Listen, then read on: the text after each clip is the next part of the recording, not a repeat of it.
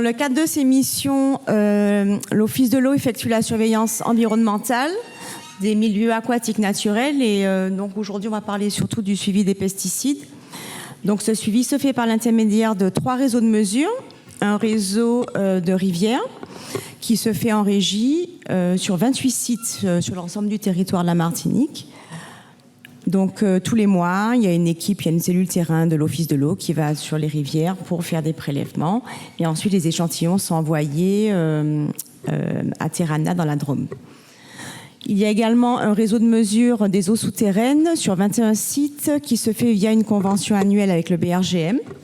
Et enfin, un réseau au littoral sur 22 sites qui se fait par un prestataire Impact Mer avec une assistance à maîtrise d'ouvrage par Ifremer.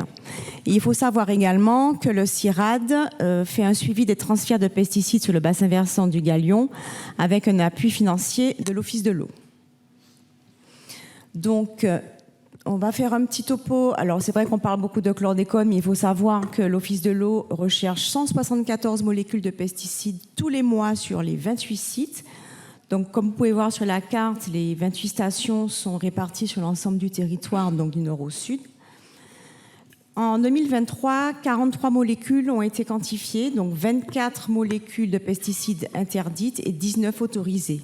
Dans les autorisés, on trouve surtout des herbicides et des fongicides. Les molécules les plus fréquentes sont la chlordécone et l'hexachlorocyclohexane bêta, qui sont des insecticides historiques interdits. Le glyphosate et son métabolite l'AMPA, l'azocystrobine et le thiabendazole qui sont des fongicides utilisés post-récolte de la banane et la terbutrine qui est un herbicide interdit.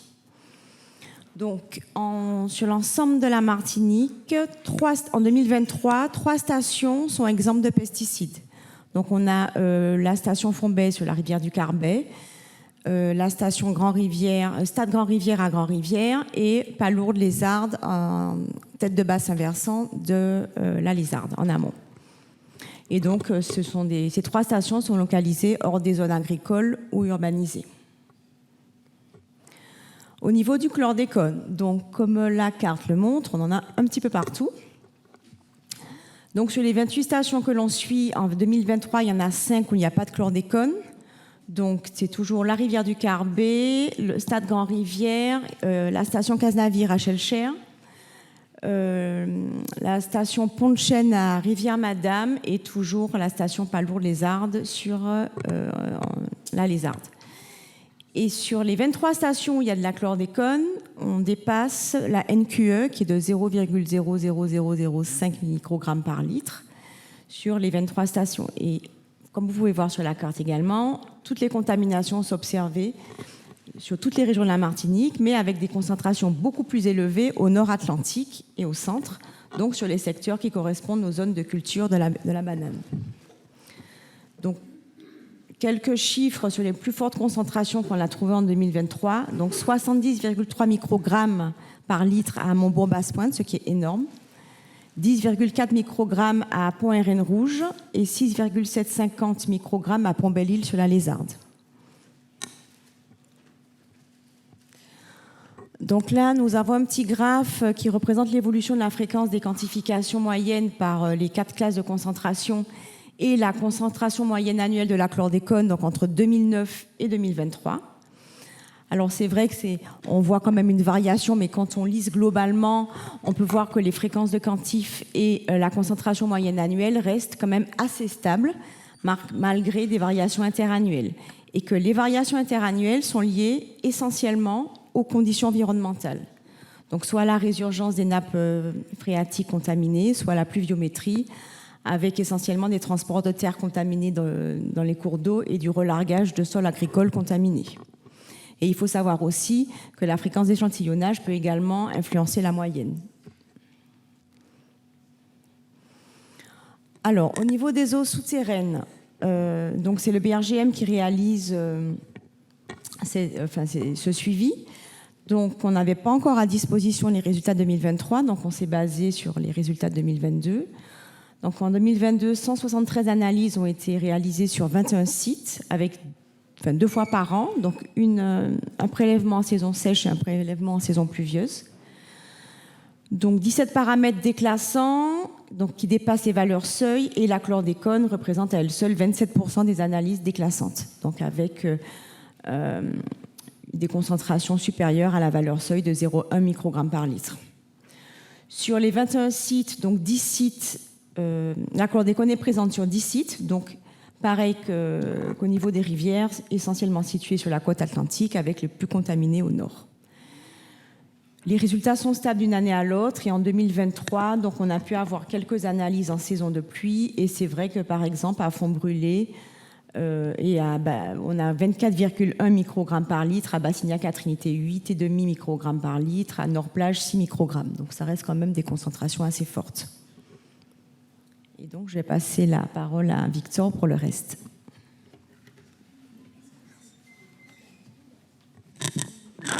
Oui, donc pour prendre la suite, maintenant donc on va s'intéresser aux pesticides dans les eaux littorales, donc en Martinique.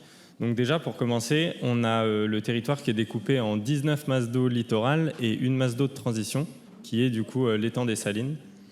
Donc on est sur des taux de concentration dans le milieu marin qui sont bien inférieurs à ceux en rivière, dus notamment aux gros facteurs de dilution du milieu, et des fois aussi aux points d'échantillonnage qui sont assez loin des côtes.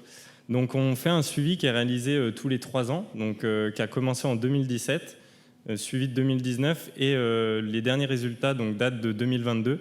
Et l'année prochaine, il y aura donc le 4e suivi pesticides en Martinique. Donc on utilise des dispositifs qui sont appelés échantillonneurs passifs. Donc ce n'est pas des prélèvements d'eau directs comme en rivière, c'est des dispositifs qu'on laisse immerger une vingtaine de jours, qui permettent de capter du coup les molécules à des taux de concentration plus faibles. Et donc on recherche 109 pesticides dans le milieu marin, sur donc 22 sites répartis autour de la Martinique.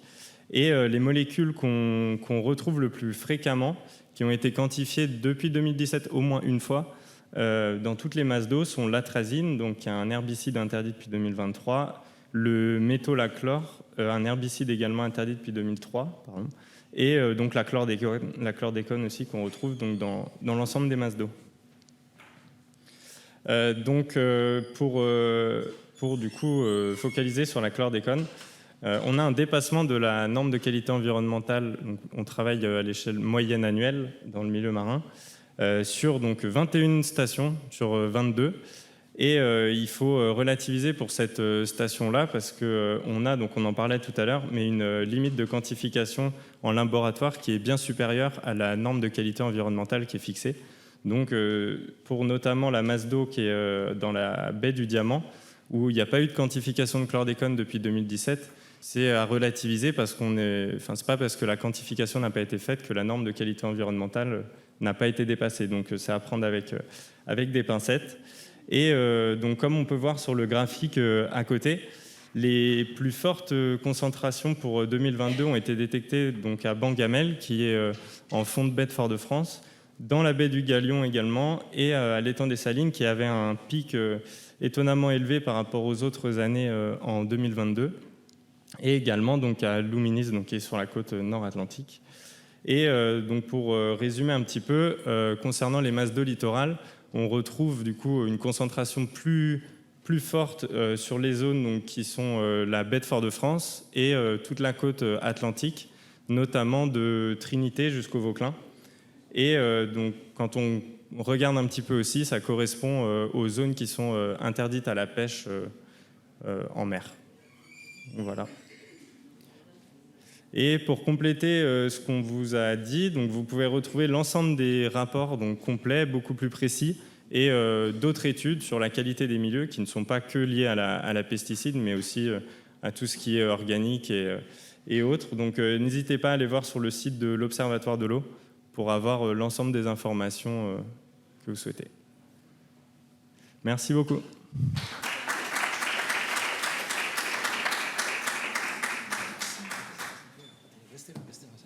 Alors, est-ce que vous avez des questions à poser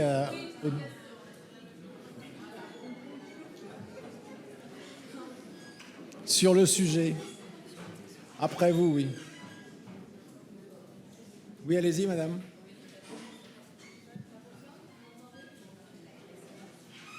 On m'entend pas? Ah. Bonjour, merci vraiment. Moi j'ai une question pour vous et après j'aurai une autre question puisque malheureusement c'est le directeur de la DAF s'est déplacé. Alors la première question, j'ai vu que la baie du Trésor, il n'y avait pas de pollution, c'est ça? Par rapport à ce que vous disiez? Oui, alors alors ma question, du coup, si c'est ça. Alors du coup, oui, on en trouve, mais à des taux plus inférieurs en 2022 que les autres années, donc avec une évolution, on va dire, positive, comparé aux autres sites où on a en 2022 des taux des fois plus élevés. Et je voulais savoir comment vous expliquez cela. Eh ben, c'est bien la question. C'est toujours compliqué, surtout dans un milieu très ouvert comme dans le milieu marin, où on ne voit pas forcément de corrélation toujours avec même les rivières, etc. Donc ça peut être plein de choses. Après, on est aussi sur des dispositifs qui sont immergés 20 jours, donc qui permettent d'estimer, on va dire, annuellement au taux de concentration. Mais forcément, s'il y a aussi eu beaucoup de pluie, par exemple, ou de choses comme ça, il peut y avoir des arrivées sur ces périodes-là qui peuvent justifier des pics. D'accord, ok. Mais c'est très compliqué à expliquer. C'est difficile à expliquer. Vous ne savez pas si vous prenez les prélèvements après une période de forte pluie ou pas. C'est ça. Oui, c'est ça. Et comme je disais aussi, donc la dilution, donc selon la masse d'eau, si on est dans une masse d'eau concentrée, comme une baie ou quelque chose comme ça, ça va plutôt garder. Alors que quand on voit le nord Atlantique, par exemple, qui est très contaminé, notamment dans les rivières, dans le milieu marin, on retrouve des taux inférieurs au centre Atlantique. Donc, c'est ça. C'est ça, parce qu'on se retrouve dans les canaux, etc. Et j'ai une deuxième question. Moi, j'aimerais savoir, quand vous trouvez des taux qui ne sont pas aux normes par rapport à la chlordécone dans les aliments, donc ça ne vous concerne pas, désolé, quelles sont les mesures qui sont prises, en fait? Est-ce qu'il y a des sanctions? Oui, c'est une bonne question. Moi, j'aimerais bien savoir si à un moment donné, ça s'arrête.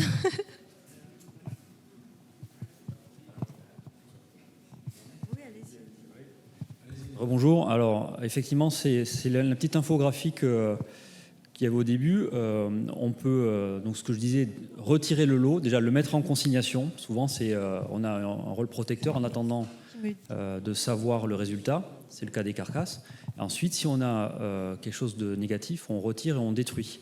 Après, s'il y a une récidive de vente, on a eu un cas il n'y a pas très longtemps sur Banane Plantain. Là, effectivement, on transmet un dossier au parquet et à la justice. Et là, le vendeur, celui qui met en marché, si c'est une fois, etc., il y a de la contamination aussi qui n'est pas intentionnelle par le vendeur. Voilà. Mais s'il y a une intentionnalité qui est prouvée, voilà, la personne va à des poursuites judiciaires derrière, quoi. On a un cas sur Étéfon, par exemple. Sur chlordécone, que je sache...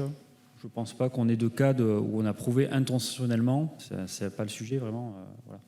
Mais sur des sujets d'autres phytos, il y a des cas. Ouais. Oui. Et je pense que le monsieur qui a dit on fait la politique, c'est souvent son discours était totalement nécessaire. C'est pourquoi il a dit on fait la politique. Moi, je suis là pour dire c'est ce que je ressens sur le terrain.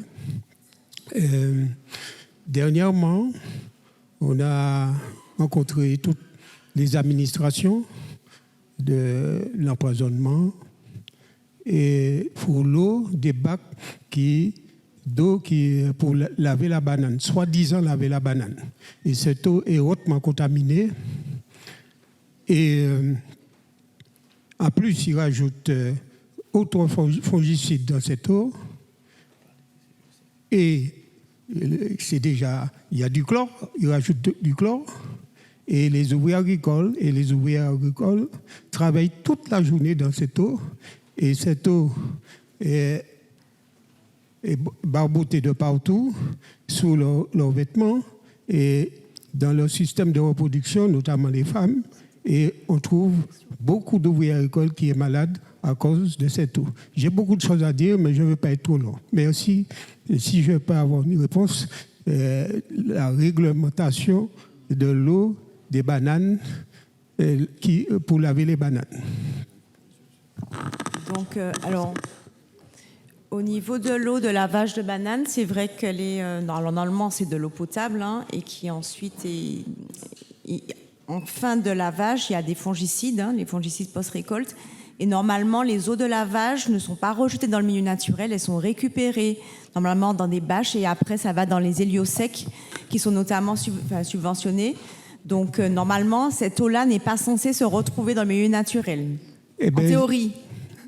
Non, en théorie, mais on est sous le terrain. On connaît l'ensemble des habitations de bananes en Martinique.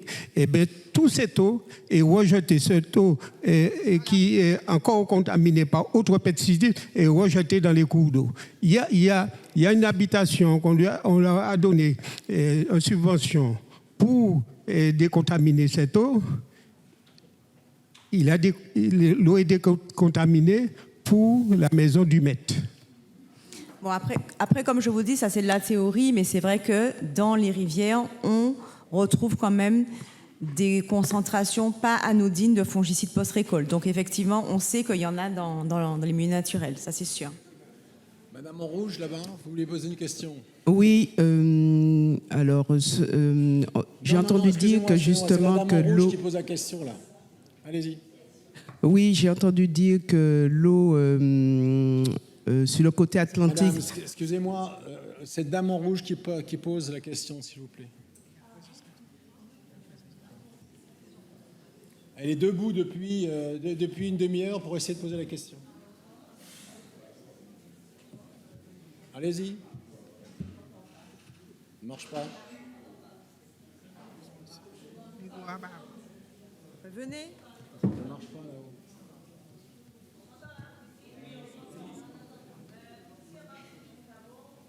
C'est Manu, le micro. 3. De distributeurs. Attendez, madame, c'est là, si vous avez regardé le programme, ce topo, c'est le suivant. Là, ce sont les eaux naturelles. Voilà. Et donc, le topo suivant, c'est les eaux en bouteille et les eaux du robinet. Donc, vous poserez la question après, s'il vous plaît. Madame, oui, allez-y. Oui, merci. Concernant la contamination des eaux du côté atlantique, normalement de Bassignac, donc qu'en est-il encore des gens qui utilisent et qui se baignent encore dans ces eaux? C'est ma première question. Et qu'en est-il de l'eau distribuée dans les robinets? J'aimerais bien avoir des précisions là-dessus aussi. C'est après, madame.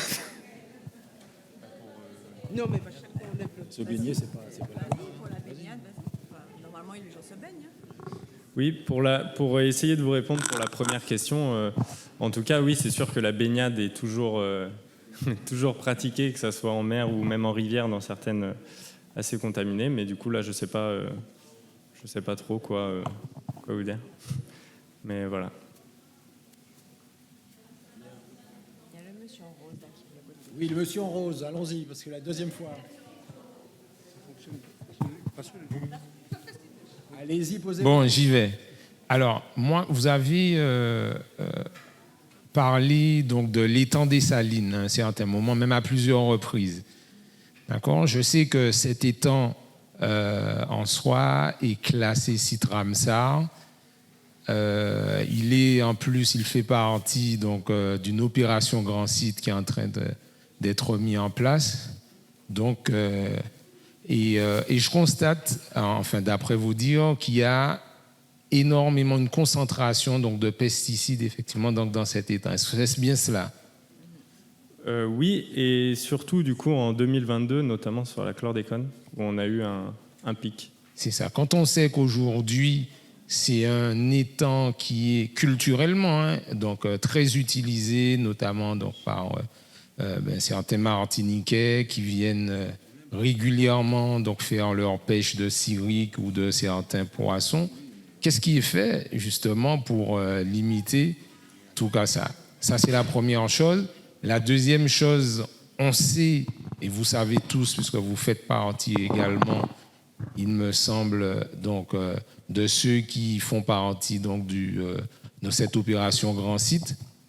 Et on a énormément donc, de cultures autour donc, de cet étang, une concentration donc, de cultures qui, l'on sait également, ont des pratiques culturelles chimiques et très néfastes, notamment dans le bassin versant donc, de cet étang. Donc, qu'est-ce aussi qui est fait un peu à ce niveau pour limiter ça. C'est-à-dire qu'on a des analyses, on a des résultats donc, de ces analyses, mais autour donc, de ça, qu'est-ce qui est fait en soi pour protéger en tout cas nos populations? Alors, concernant donc, ce qui est la pêche dans l'étang des Salines, en effet, c'est une pratique qui est quand même assez répandue. Et là-dessus, donc, c'est quelque chose qui peut être emmené dans les discussions, etc. Mais c'est assez aussi politique, ou du moins avec des réflexions par rapport aux traditions de pêche, etc. Mais donc, pour répondre sur la partie choses qui sont faites donc pour essayer de comprendre et régler les pollutions. Donc, comme vous avez dit, autour, on retrouve pas mal de plantations. Alors là, moi, j'ai en tête les plantations de melons, par exemple, ou des choses comme ça. Et nous, en tout cas, à l'ODE, on peut les accompagner pour essayer de travailler justement sur l'installation soit d'héliosecs, dont on parlait tout à l'heure, qui récupèrent les eaux de lavage, par exemple, ou de les accompagner avec des techniques aussi donc, qui ne sont pas forcément portées par nous, mais avec de l'agroforesterie, etc. Donc les orienter vers des dispositifs qui existent.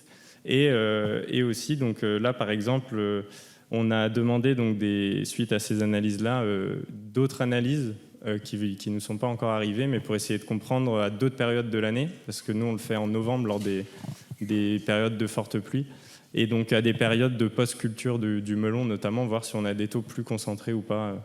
Donc voilà, on essaye de comprendre un petit peu mieux la cause. Alors, Madame Monroux, je posais une question, si vous voulez, mais des eaux naturelles. Ma question va être posée à monsieur, comment il s'appelle? Monsieur de la DAF. Tout à l'heure, je n'avais pas pu poser ma question, je vais vous la poser maintenant. C'est sur les agriculteurs. Les privés, les personnes privées qui veulent faire un petit jardin autour de leur maison, le monde qui les fait petit jardin, ont la possibilité de faire tester leur sol gratuitement.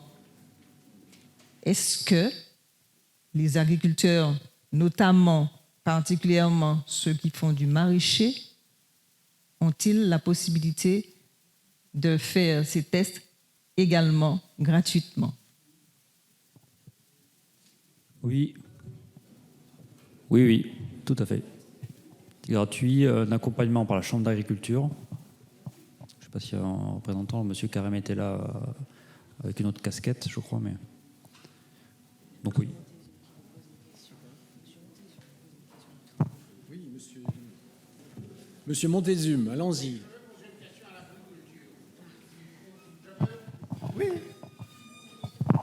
Oui, voilà. Écoutez, votre fonction, c'est de former les Martiniquais sur la qualité des aliments qu'ils consomment. Tous les samedis, je vais faire mon marché à Gallieni. C'est un marché qui est populaire. Et en semaine, quelquefois, en grande surface. Je ne suis pas capable de savoir si les aliments qu'on me vend sont contaminés ou pas. Et même dans les grandes surfaces, je parle de là où vous dites que vous faites des prélèvements, personne n'est capable de savoir ce qu'il achète. Ça dure depuis plus d'une dizaine d'années qu'on a soulevé ce problème-là et nous n'avons pas de réponse. Est-ce que vous pouvez nous dire, finalement, est-ce qu'un jour, on pourra en achetant quelque chose sur un marché public ou sur une grande surface, savoir si cet aliment est exempt de chlordécone, par exemple. Et puis la dernière chose que je voulais vous dire, vous dites que vous en faites 1200. Si vous prenez 32 communes, si vous prenez 32 communes et que vous prenez ce chiffre de 1200, alors je ne sais pas si c'est groupé, mais ça ne représente rien. C'est-à-dire que pour moi, vous ne surveillez pas sanitairement ce que mangent les Martiniquais. Alors, de la même façon qu'on ne pourra pas analyser chaque mètre carré, il faut rester quand même un peu réaliste. On ne pourra pas analyser a priori chaque consommable et chaque produit. C'est juste impossible. Voilà. Mais ça, je pense que tout le monde en a conscience. Et donc on a peut-être, donc sur les 34 communes, on a effectivement 2300 quasiment prélèvements annuels. Et la programmation, elle est faite effectivement en discutant sur est-ce que cette pression de contrôle suffit. Alors, Madame Bazin a bien expliqué, il y a le plan de surveillance, on met des antennes partout, et il y a le plan de contrôle qui oriente vraiment sur les... et cette pression de contrôle, elle sert à enlever des produits non conformes. Et ce qu'on constate quand même, c'est ce qu'on essayait de vous montrer avec nos petits graphiques un peu en biseau, c'est qu'on progresse positivement. Voilà. Mais on ne pourra jamais être exhaustif. Jamais.